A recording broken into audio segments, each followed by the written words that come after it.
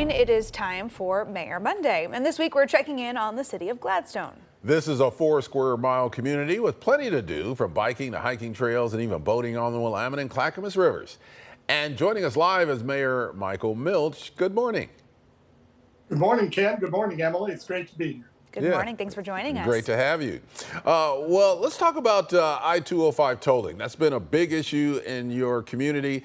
The governor has decided to delay any collection of tolls on I-205. So where does that stand now in terms of Gladstone's role in this?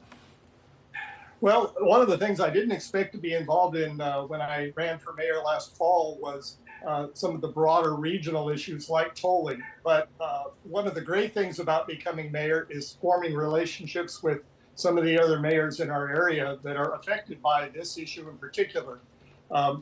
So the cities of West Lynn, Oregon City, Tualatin, Lake Oswego, Wilsonville, we're all concerned about this. We border on the 205. We have people getting off the freeway to try to cut through our city all the time just when there's a fender bender on the narrower part of the 205 freeway. So we're very sensitive to the issue of traffic diversion. But we also understand that ODOT needs to fund its roads. We need an efficient transportation system for all the products, agricultural products, technical products, and other things that we produce here in Oregon. And so it's going to take some collaboration and work from cities, from counties, to find some better solutions to this than just tolling all the lanes of the freeway at the same time. It sounds like, it certainly is appearing as though, ODOT does intend to move forward with tolling. What else might need to be on the table, or what changes to this plan would need to happen for you, for the community of Gladstone, to feel a little better about it? One of the things that's has been talked about, they seem to have ignored all the things that we learned during the pandemic about how we can get our business can still function with fewer cars on the road. And maybe I'd like to see more focus on efforts to reduce really the need for local travel on our interstate highways. I want the trucks that transport goods to be able to move quickly and efficiently and at an affordable rate.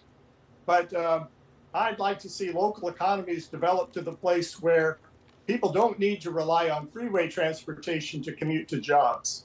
The state's putting a lot of effort into industries that require a lot of space. The semiconductor chips and data centers, those kinds of things.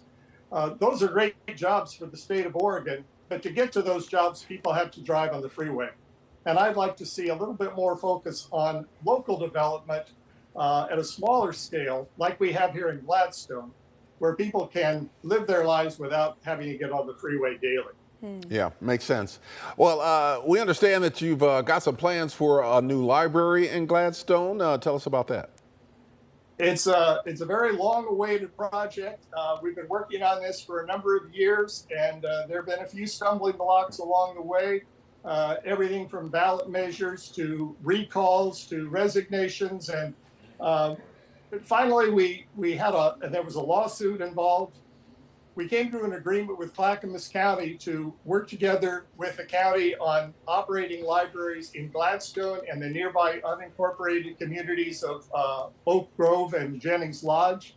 And finally, this coming week, we will have groundbreaking on the new Gladstone Library facility. We're very excited about it. Our library, as our citizens tend to say, is long overdue.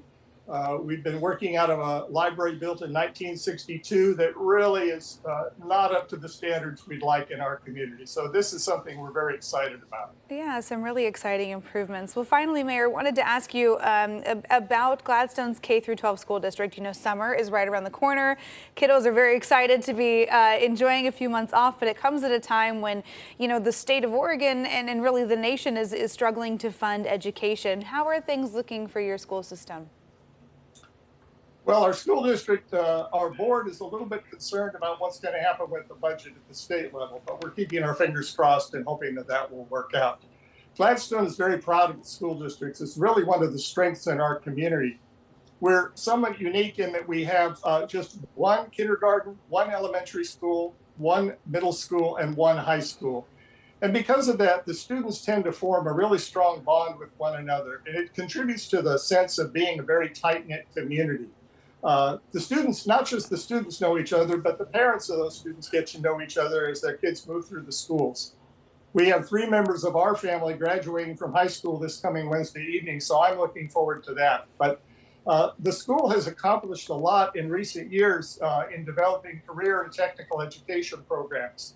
We have some programs that enable students to get skills in those areas and earn college credit and certification in the industry, and really gives them a head start over some of the competing schools in those particular areas. We're a small district, but we consistently punch above our weight class, so to say. We've had states championships in such things as robotics, symphonic band, cheerleading. Those are endeavors that require a lot of cooperation and precision and technical skill. And we feel like the students come out of our schools ready to enter the workforce and ready to give back to their community. Yeah, definitely. Sounds like Gladstone is going to be a good place to be this summer and all year round. Mayor Milch, thank you for joining us for Mayor Monday here on AM Extra. Thanks so much. And to view all of our previous Mayor Monday segments, just go to coin.com/AM Extra.